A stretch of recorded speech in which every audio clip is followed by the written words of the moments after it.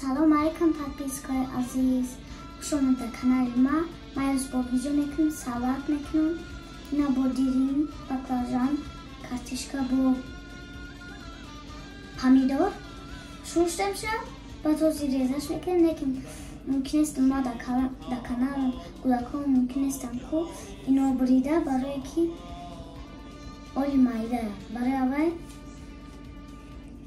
آشا میکنه خودش. بعد اینو بود اینمو باکلاژان و کارتوشکای مایده کردن بریدیم شد. انا کوزی جدید میکنیم شد. اینمو پامیدور و گوشت و کارتوشکا و کتی بریدیم با باکلاژان با نمی چیزا ما وزی جدید کردن. نکیم نمی پامیدور پروسته بریدیم. کتی نمی بریدیم. هازی بعد اکسوز و نمک و کتی نمی دو ویکا میکنیم شد. اول اکسوز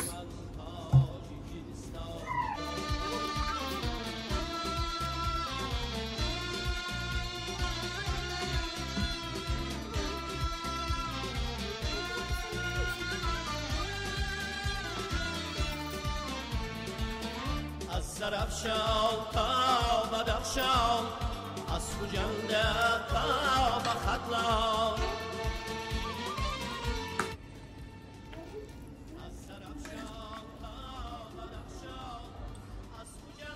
اینا سالتی ما تیار شد. اینا خیلی آمد.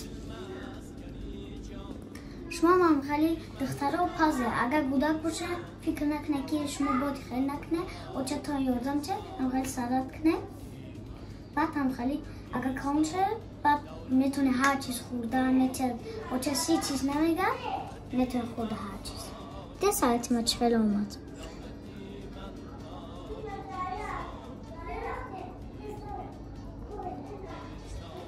ویدیو رو تماشا کنن. بعد در کانال نرسه چخل ویدیو کنن. ویدیو تماشا کنن. با در کانال نرسه چخل ویدیو کنن. لایک ها جه که بعد مفاکش ما جمع شد در کانال ما. هر ویدیو تماشا کنن. سرزمینی